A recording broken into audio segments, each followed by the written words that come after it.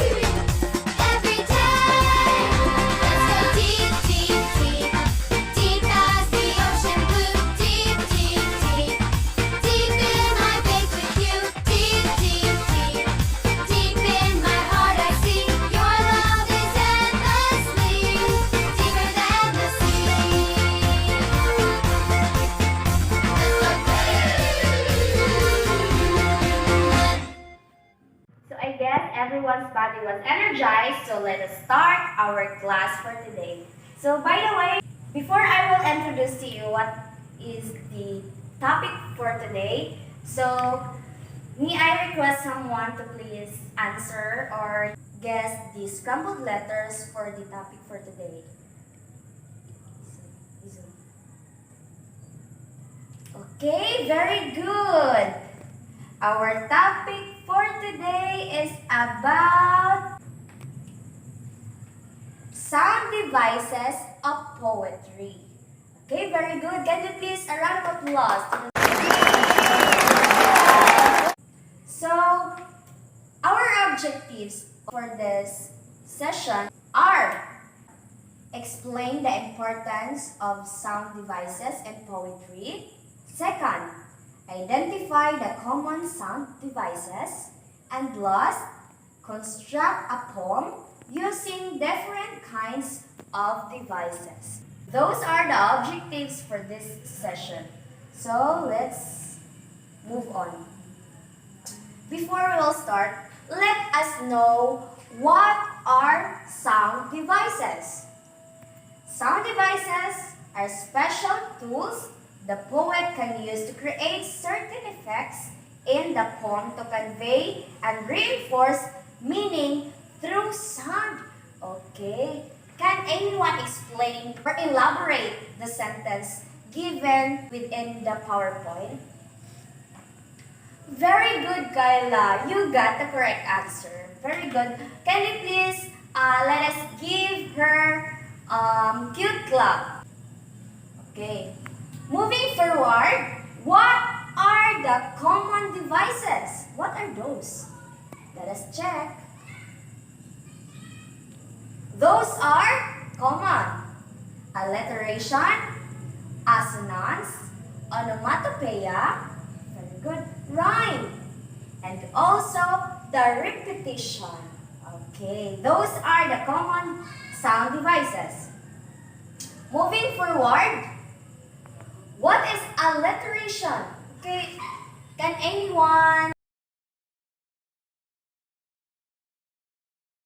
Okay, thank you, class.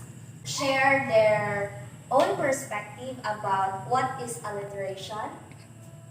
Okay, very good, LJ. Very good perspective. Moving forward, what is alliteration? Okay, can anyone read from the class? Okay, alliteration is when the sound or letter at the beginning of each most of the word in a sentence is the same. Alliteration is the word that was at the same time. Like, example, Sally sells seashells by the seashore. Okay, from the given example, we can analyze it carefully. We can notice that letter S was used in the sentence at times. Like just for example, all authors allow authority after midnight. Okay, can you please guess or can you please answer what is the letter was used that makes the sentence alliteration? Very good. Letter A. That was all authors allow authority after midnight. Okay, very good. Okay, so that was all about alliteration because the word or, okay, before moving forward to the other common sound devices, bear in mind always that alliteration makes only for those words or the letter that was used at times within the sentence. That makes alliteration. Okay? Okay, let us move on. Moving forward to assonance. What is assonance? Okay? Okay, what is assonance by the way? Assonance can also be identified as vowel rhyme. It is when a pattern or similar sound within a poetry line are repeated. Assonance can also be identified as vowel rhymes. So what are those vowel letters? Those are A, I, O. Okay, those are the vowel letters. So assonance can create an effect within the verse or not only in a verse but also the whole lines, okay? Example of assonance is, I saw an iron ore next to the shore. As we can observe that O letter was repeated. The A letter was repeated. So we can observe that the poem was credited as having an assonance common sound devices. Okay, moving forward to the other common sound devices. That is onomatopoeia. Okay, what is onomatopoeia? Onomatopoeia po uses words that sound like the object or noise they are described. Okay, onomatopoeia was describing the noise. So, example of onomatopoeia is, for you to understand, the bird tweets. So, the word tweets was describing the bird's sounds. Okay? Did you understand, class? Okay. Onomatopoeia from all the common sound devices, onomatopoeia can simply be observed within the poem. Okay, just what I have said before, the discussion. Moving forward to the other common sound devices is rhyme. Okay, let us know what is rhyme. Okay, rhyme is the repetition of end sounds in words.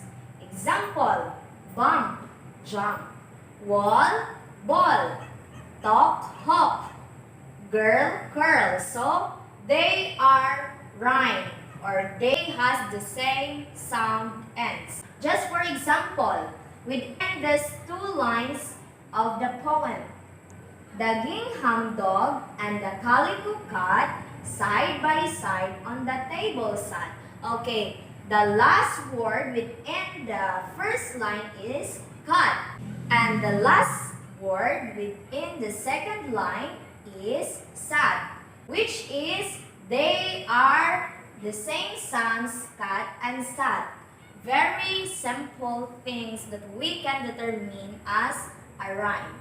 Those are the example and the meaning of the rhyme. Okay, did you understand what is rhyme? Okay, without further ado, let's move forward to the last lesson or the last common sound devices that we are going to tackle for today's lesson. What is repetition? Meaning, repetition, a technique in which a sound, word, line, or phrase is repeated for emphasis of or effect. Okay, repetition can also describe itself. Repetition meaning binabalik-balik mo ang mga words. It's either words within the line, within the phrase. We can use repetition within the whole duration of the poem. It's either within a word, within a line, or within the phrase. Okay. Is there any question about repetition? Okay, none. So moving forward, what are those common sound devices that we discussed for today's lesson? Okay, those are alliteration, very good. Assonance, very good. Onomatopoeia, very good. Rhyme, and the last one is repetition. So those are, although there are a lot of common sound devices, but for today's lesson, we only discuss the common sound devices. Okay, and because you don't have any clarifications or any questions about in our lessons for today, so I am going to give you an activity. Okay, class, lesson for the instructions for our activity. I'll group you into 5 groups and you will choose your leader, and I will give you a copy of a poem which is, you can observe a lot of common devices, maybe I think 10 common devices that I wrote this within the poem, and you will analyze or you will write example.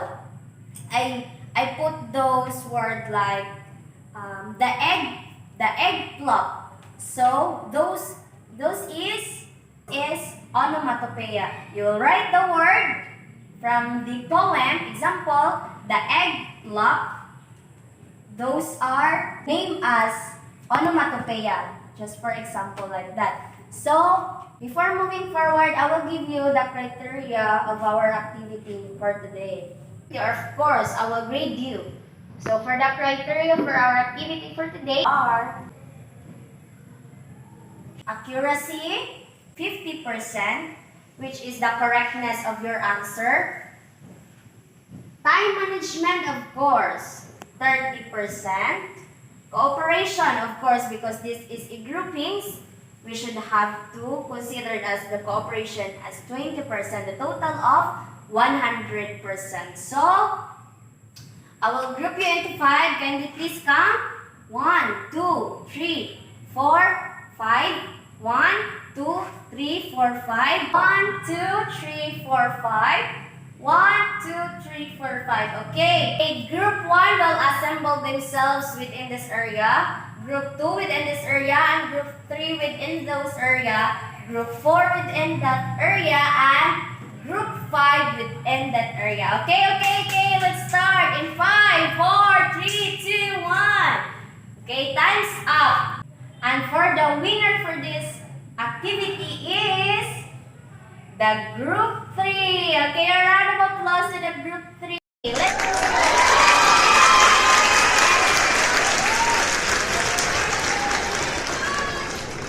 Okay, very good. Thank you for your cooperation for today, class. And for your assignment tomorrow, can you please research about argumentative essay and its part. So argumentative essay will be our lesson for tomorrow. And that's our lesson for today. Thank you for participating. Goodbye, class. Okay, God bless everyone.